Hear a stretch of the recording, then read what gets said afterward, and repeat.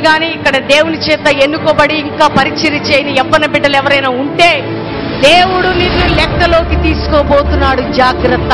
నీ కుటుంబం మీద తుఫాను రాకముందే, నీ జీవితంలో భయంకరమైన పోరాటం రాకముందే నువ్వు దేవుని యొక్క సువార్తని ప్రకటించడానికి, దేవుని మాట వినటానికి, దేవుణ్ణి మోయటానికి బయటికి రావాలని పరిశుద్ధాత్మ దేవుడు నీతో మాట్లాడుతున్నాడు.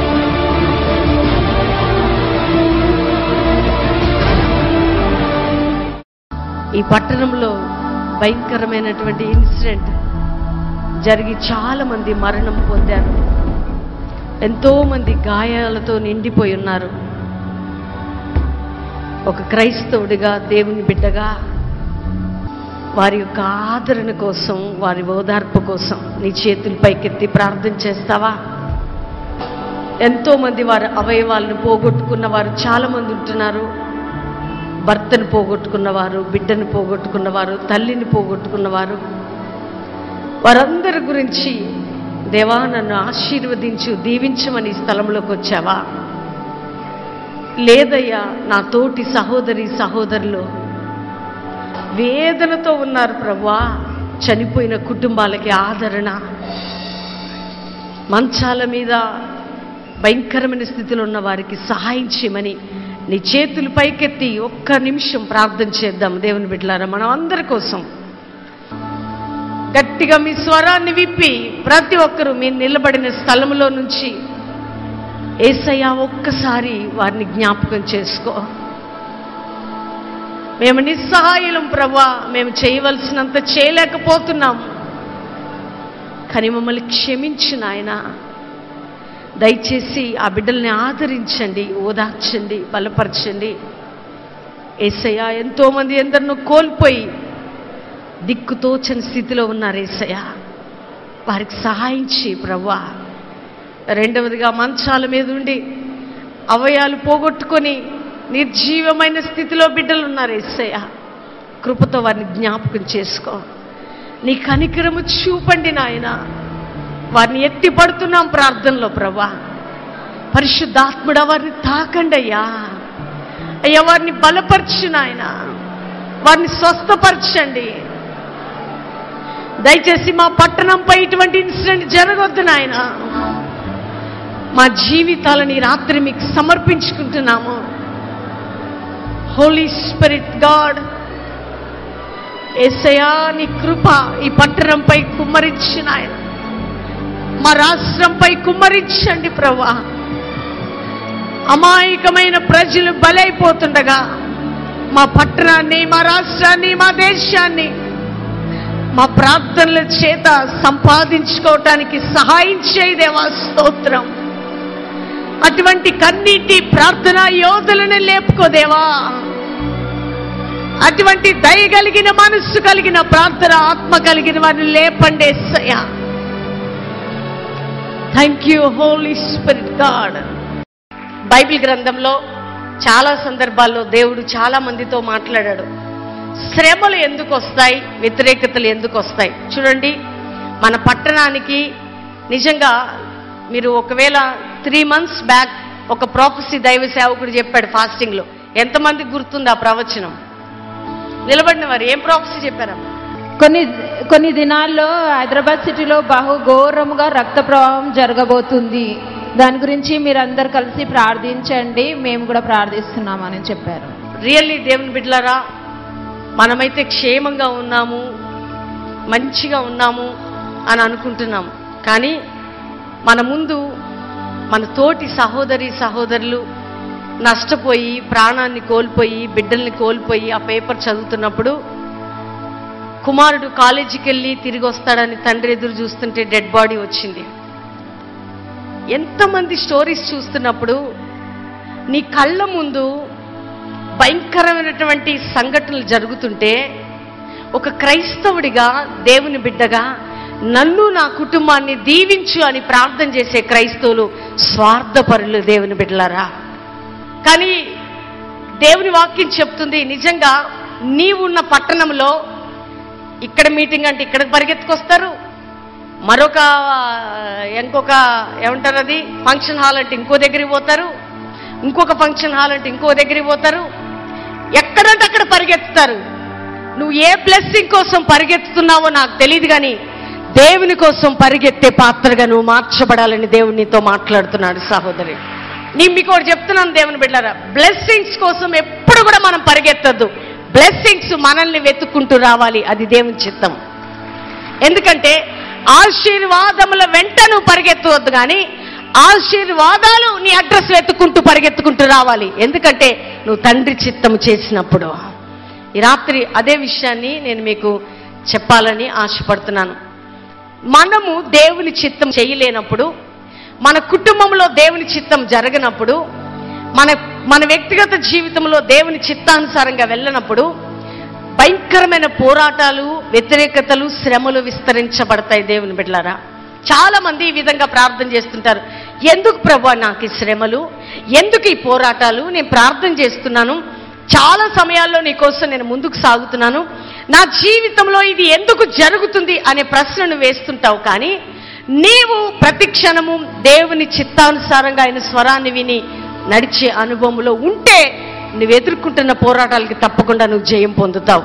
బైబిల్ గ్రంథంలో యోనాకి దేవుని వాక్కు ప్రత్యక్షమై ఏమంటాడంటే, నీకు నేను సెలవిస్తున్న మాట ఏంటంటే, యోనా నీవు ఈ విధంగా చేయాలి. నినివే పట్టణం పరిస్థితి చాలా ఘోరంగా ఉంది, వారు చాలా దుర్మార్గ పని చేస్తున్నారు. అయితే నీవు వెళ్ళి నా వాక్కును అక్కడ ప్రకటించు. ఒకవేళ నువ్వు ప్రకటిస్తే వారు పశ్చాత్తాపడి మారు మనసు పొంది నా వైపు తిరుగుతారేమో అని ఆశతో యోనాతో దేవుడు మాట్లాడుతూ ఉన్నాడు దేవుని బిడ్డలారా. అయితే యోనా ఏం చేస్తున్నాడంటే, ఆ యొక్క ఏ పట్టణానికి వెళ్ళి దేవుడు ప్రకటించమని చెప్తాడో ఆ పట్టణానికి వెళ్ళకుండాట దేవుని సన్నిధి నుంచి తర్షీస్కి పారిపోవడానికి సిద్ధపడుతూ ఉన్నాడు. జాగ్రత్తగా విందాము దేవుని బిడ్డలారా. దేవుని సన్నిధి నుంచి ఒక వ్యక్తి దేవుని మాటని పక్కకు పెట్టి, దేవుని స్వరాన్ని పక్కకు పెట్టి, దేవుని చిత్తాన్ని పక్కకు పెట్టి తను ఏం చేస్తున్నాడంటే మరొక మార్గాన్ని ఎన్నుకొని వెళ్ళటం ప్రారంభించాడు. నిజంగా యోబు అంటాడండి, దేవుని చేతిలో పడటం, అది సర్వశక్తి కలిగిన దేవుని చేతిలో పడటం అది భయంకరము దేవుని బిడ్డలారా. రియల్లీ నీకు పాటలు పాడే టాలెంట్ ఇచ్చాడంటే, నీకు ఒకవేళ మంచిగా మాట్లాడే టాలెంట్ ఇచ్చాడంటే, నీకు సువార్త చెప్పగలిగే తలాంత ఇచ్చాడంటే కేవలం దేవుడు తన పరిచర్య కొరకు దేవుడు నిన్ను అభిషేకించాడనే సత్యాన్ని నువ్వు మర్చిపోవద్దు.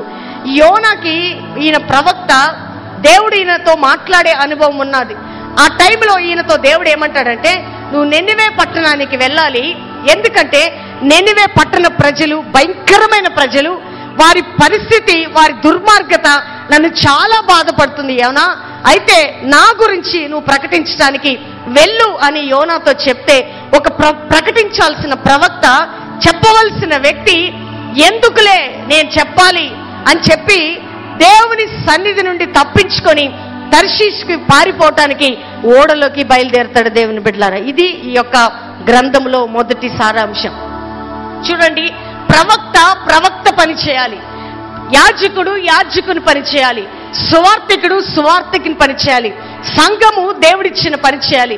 దేవుడు ఎవరికి ఏమి చేయమని ఇస్తున్నాడో ఆ బాధ్యతలు చేయాలి. అంతేకాక నిన్నెక్కడ జాబ్ చేయమంటున్నాడో, నిన్నెక్కడ చదువుకోమంటున్నాడో, నిన్నెక్కడ ఉండమంటున్నాడో, నీ కుటుంబంలో ఏది చేయమంటున్నాడో అది చేయాలి, ఏది చేయొద్దంటున్నాడో అది దాన్ని మానేయాలి. దేవుని బిడ్డలారా, దేవుని చిత్తాన్ని పక్కకు పెట్టి ప్రవక్త తప్పిపోయినా, ఎవరు తప్పిపోయినా దేవుడు విడిచిపెట్టడని సత్యాన్ని ఈ రాత్రి నేను మీకు జ్ఞాపకం చేస్తున్నాను. చూడండి, నిజంగా నినివే పట్టణానికి వెళ్ళి వారి యొక్క జీవిత విధానాన్ని ప్రకటిస్తూ దేవుని యొక్క గొప్పతనాన్ని ప్రకటించవలసిన ప్రవక్త ఓడలోకి వెళ్ళి హాయిగా నిద్రపోవటం ప్రారంభించాడు. దేవుని బిడ్డలారా, జాగ్రత్తగా ఈ మాటలు మన ప్రభు సన్నిధిలో ధ్యానం చేసుకోబోతున్నాం.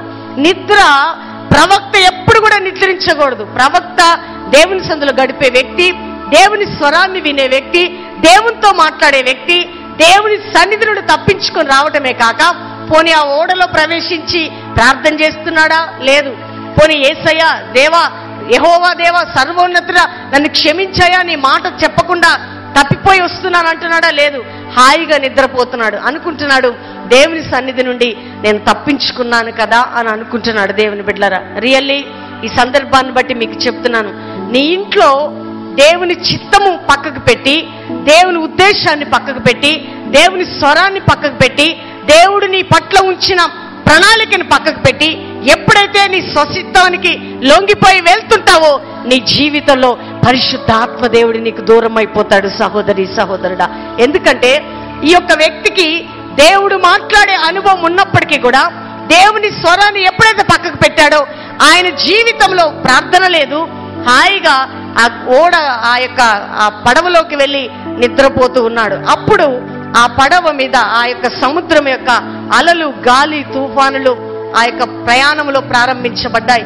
అక్కడ ఉన్నటువంటి నావికులు ఏం చేస్తున్నారంటే భయపడిపోయారట. అక్కడ ఏమని రాయబడి ఉంటుందంటే, యెహోవా సన్నిధి నుంచి ఈయన ఎప్పుడైతే తర్షీషుకు పారిపోవాలని ఓడలో ఎక్కాడో, ఆ ఓడలో పడుకొని నిద్రపోతున్నాడో, ఆ ఓడ మీద దేవుడు ఏం చెప్పాడంటే తుఫానుని పంపాడంట. దేవుని బిడ్డలారా, జాగ్రత్తగా ఈ మాటలు మీరు వినాలి. నీవు నేను దేవుని చిత్తం చేయనప్పుడు దేవుని చిత్తం చేయటానికి తుఫానులు మన కుటుంబంలో లేస్తాయి. జాగ్రత్త. చాలా మంది ఈ విధంగా మాట్లాడుతుంటారండి. ఎందుకండి నాకు ఈ పరిస్థితి? కొన్నిసార్లు ఏం తప్పు చేశాను నేను అని మాట్లాడుతుంటారు. నువ్వేం తప్పు చేశావు అనేది నువ్వు కానీ దేవుని సన్నిధికి వెళ్ళి ధ్యానించినప్పుడు ఎక్కడ దేవుని స్వరాన్ని వినకుండా నువ్వు పొరపాటు చేశావో దేవుడు నీతో మాట్లాడుతూ ఉంటాడు. దేవుని బిడ్డలారా, అందుకని అందరు కూడా బైబిల్ తెరిచి యోనా గ్రంథము 1వ అధ్యాయము 3వ వచనం నేను చదువుతున్నాను. అయితే యెహోవా సన్నిధి నుంచి తర్షీషు పట్టణమునకు పారిపోవాలని యోనా యొప్పేకి పోయి తర్షీషు ఒక ఓడను చూసి ప్రయాణమును కేవిచ్చి యెహోవా సన్నిధిని నిలువక ఓడవారితో కూడా తర్షీషు పోవుటకు ఓడ ఎక్కెను. అయితే యెహోవా సముద్రం మీద గాలి పుట్టింపగా సముద్రమందు గొప్ప తుఫాను రేగి ఓడ బద్దలైపోవు గతి వచ్చెను. కాబట్టి ఓడ నావికులు భయపడి ప్రతివాడును తమ దేవతను ప్రార్థించి ఓడ చులుకన చేయుటకై అందులోని సరుకులను సముద్ర భాగములో పారవేసిరి. అయితే అప్పటికి యోనా ఓడ దిగువ భాగమును పోయి పండుకొని గాఢ నిద్రపోయెను. చూడండి, చాలా జాగ్రత్తగా ఈ మాటలు మనం విందాము దేవుని బిడ్డలారా. ఒక ప్రవక్త, ప్రార్థించవలసిన ప్రవక్త, దేవునితో మాట్లాడవలసిన ప్రవక్త ఓడ అడుగు భాగానికి పోయి మామూలు నిద్ర కాదట, గాఢ నిద్రపోతున్నాడట. చూడండి, ప్రవక్తను పట్టుకొని ఓడ నావికుడు ఏమంటాడు తెలుసా? ఓయి నిద్రపోతా అంటాడు. ఏమంటాడు చెప్పండి? రియల్లీ దేవుని బిడ్డలారా, మీరు ఎవరైనా కావచ్చు, బ్రతిమలాడుతున్నాం. ఎందుకంటే మనం ఆత్మీయ యాత్రలో సాగిపోకుండా ఆగిపోయినా, మనం ఆధ్యాత్మికంగా నిద్ర అవస్థలో ఉన్నా, భయంకరమైనటువంటి పోరాటం మన పట్టణాల మీదకి, మన రాష్ట్రం మీదకి వస్తుంటే క్రైస్తవులు ఈ రోజులో ఏం చేస్తున్నారంటే నిద్రపోతులుగా, సోమరిపోతులుగా, తిండిపోతులుగా తయారవుతున్నారు.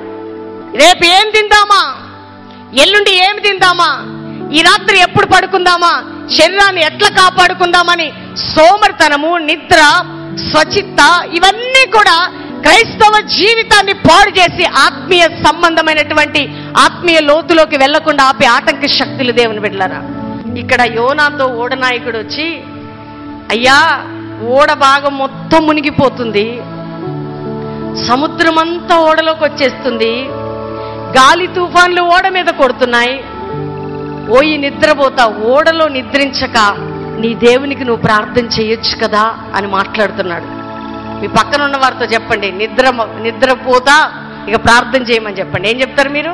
గట్టిగా చెప్పండి, నిద్రపోతా. ఈ కార్యక్రమం చూస్తున్న బిడ్డలతో కూడా నేను చెప్తున్నాను, నిద్ర వీడి ప్రార్థించడం ప్రారంభించాలి. సంగమా మనం ఏం ప్రారంభిద్దామండి? చెప్పాలి. ఏం ప్రారంభిద్దాం? రేపు నా కొడుకుకు పెళ్లి కావాలి, ఎల్లుండి నా కూతురికి సూటబుల్ సంబంధం కావాలి, రేపు నాకు ఉద్యోగం కావాలి, ఎల్లుండి నాకు ఆ కారు కావాలి, ఈ కారు కావాలని ఇంత పెద్ద లిస్టు పెడుతున్నావేమో, కానీ ఆ శరీర సంబంధమైన బ్లెస్సింగ్స్ నువ్వు ఎప్పుడైతే దేవుని చిత్తానుసారంగా బయలుదేరతావో నువ్వు కోరుకున్న దానికంటే దేవుడు అత్యధికంగా నిన్ను దీవిస్తాడు. సహోదరి సహోదరుడా, అవన్నీ ఆ బ్లెస్సింగ్స్ అన్ని మనకు వస్తాయి దేవుని బిడ్డలారా. మనం ఎత్తుగా ఎదగటం దేవుని చిత్తం. కానీ నీవు నేను ఏం చేయాలంటే ఈ రోజులో దేవుని చిత్తము చేయాలి. ప్రవక్త అండి దేవుని చిత్తం చేయాల్సిన వాడు, దేవుని హృదయానుసారంగా నడవలసిన వాడు. నిద్రపోయి వీళ్ళందరూ భయపడుతున్నారట. ఎలా భయపడుతున్నారంటే ఓడలో ఉన్న సరుకులన్నీ బయటేసి పరిగెత్తుకుంటూ వస్తే ఈ ఒక్క వ్యక్తి మాత్రం నిద్రపోతూ ఉన్నాడు ఓడ భాగంలో.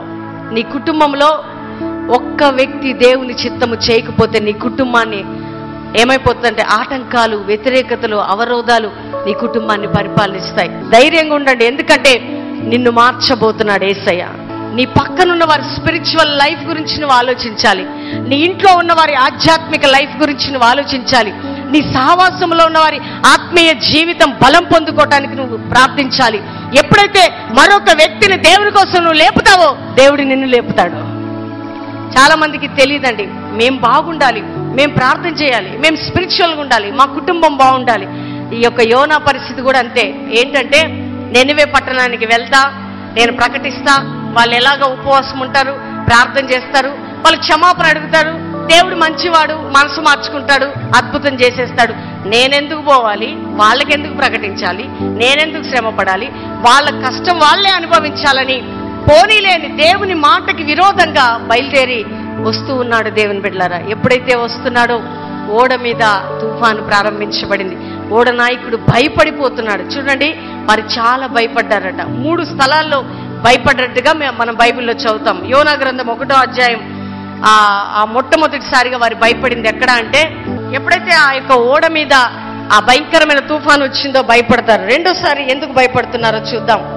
10వ వచనంలో, తాను యెహోవా సన్నిధి నుండి వచ్చినట్టు అతడు ఆ మనుషులకు తెలియజేయించుండెను గనుక వారి సంగతి తెలుసుకొని మరింత భయపడి నీవు చేసిన పని ఏమి అని అతను అడిగిరి. 3వసారి భయపడుతున్నారు. చూడండి 15వ వచనం, యోనా ఎత్తి సముద్రములో పడివేసిరి, పడవేగాని సముద్రము పొంగకుండా ఆగెను. ఇది చూసి ఆ మనుషులు యెహోవాకు మిగుల భయపడిరి, ఆయనకు బలి అర్పించి మొక్కుబడులు చేసిరి. చూడండి, ఒక దేవుని శక్తిని అక్కడున్న నావికులు చూసి భయపడుతున్నారు. చూడండి, కొన్నిసార్లు మన జీవితంలో జరుగుతున్న ఇన్సిడెంట్ బట్టి మన ప్రక్కనున్న వారికి భయం అవుతుంటుంది, మన తోటి వారికి భయం అవుతుంటుంది. వీళ్ళు అడుగుతున్నారు, అయ్యా నిన్ను బట్టి ఈ తుఫాన్ వచ్చింది, నీ మీద చీటి వచ్చింది, కాబట్టి అసలు నువ్వు ఎవరివి, నీ సంగతి ఏంటి అంటే అప్పుడు చెప్తున్నాడు ఏమనంటే, నేను ఒక ప్రవక్తని, నన్ను దేవుడు ఒక దగ్గరికి పొమ్మంటే నేను అక్కడికి పోకుండా అక్కడి నుంచి పారిపోయి వస్తున్నానంటే వీళ్ళకి ఏం కలిగిందంటండి? తాను యెహోవా సన్నిధిలో నుండి పారిపోవచ్చున్నట్లు అతడు ఆ మనుషులకు తెలియజేసి ఉండెను గనుక వారి ఆ సంగతి తెలుసుకొని మరింత భయపడి. చూడండి, మరింత భయపడినట్టు చదువుతున్నాం. ఎందుకంటే దేవుని చిత్తము చేయకుండా ఒక ప్రవక్త వెళ్తుంటే దేవుని యొక్క శక్తిని తెలియని వారు మరింత భయపడుతున్నారు. అంటే ఎంత గొప్ప దేవుడినా అని అక్కడ జరుగుతున్న ఇన్సిడెంట్స్ బట్టి. రియల్లీ సిటీలో ఉన్న ప్రజలారా, మీరు నీతిమంతులు ఉన్న చోట ఏముండాలంటే నెమ్మది, సమాధానం ఉండాలా. కానీ సిటీలో ఉన్న దేవుని బిడ్డలారా, ఒక సేవకురాలుగా నేను చెప్తున్నాను, దేవుడు మీ అందరినీ లెక్కలోకి తీసుకోబోతున్నాడు. జాగ్రత్త. సేవకులు కానీ ఇక్కడ దేవుని చేత ఎన్నుకోబడి ఇంకా పరిచర్య చేయని యవ్వన బిడ్డలు ఎవరైనా ఉంటే దేవుడు నిన్ను లెక్కలోకి తీసుకోబోతున్నాడు. జాగ్రత్త. నీ కుటుంబం మీద తుఫాను రాకముందే, నీ ఉంటున్న నీ జీవితంలో భయంకరమైన పోరాటం రాకముందే నువ్వు దేవుని యొక్క సువార్తని ప్రకటించడానికి, దేవుని మాట వినటానికి, దేవుణ్ణి మోయటానికి బయటికి రావాలని పరిశుద్ధాత్మ దేవుడు నీతో మాట్లాడుతున్నాడు.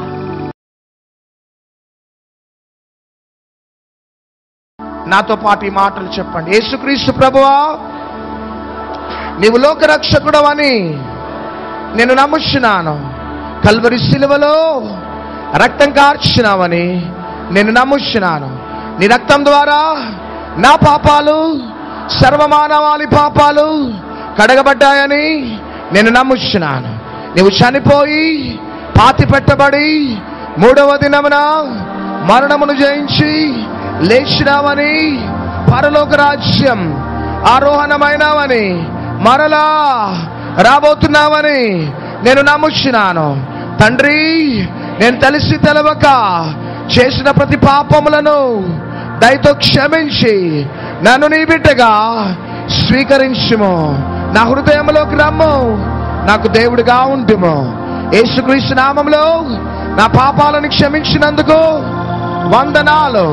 యేసుక్రీస్తు నామములో అడిగి వేడుకొంచున్నాము తండ్రి. Amen, amen, amen.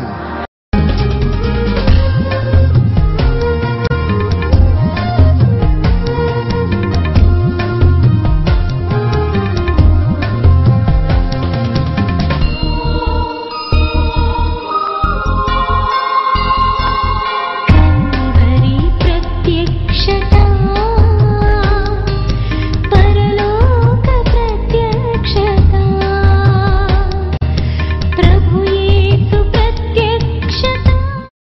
మమ్మీ డాడీకి వందనాలు, మీరు కూడి వచ్చిన అందరికీ వందనాలు. నా సాక్ష్యం ఏంటంటే, మొన్న దిల్షునగర్లో బాంబ్ బ్లాస్టింగ్ మనందరికీ తెలిసిన విషయమే. అక్కడ దిల్షునగర్లో నాది ఫుట్వేర్ షాప్ ఉందన్నమాట. ఆ రోజు సండే కాబట్టి ఆ షాప్ బంద్ చేసుకొని ఉన్నాను. మార్నింగ్ మా ఫ్రెండ్ కాల్ చేస్తే ఎలాంటి రెస్పాన్స్ లేదనమాట. అయితే మధ్యాహ్నం 2:30కి కాల్ చేశాడు, నీతో కాస్త పని ఉంది, కాస్త ఇంటికి రారని చెప్పేసి అన్నాడు. నేను నారాయణగూడకి వెళ్ళాను 3:30కి.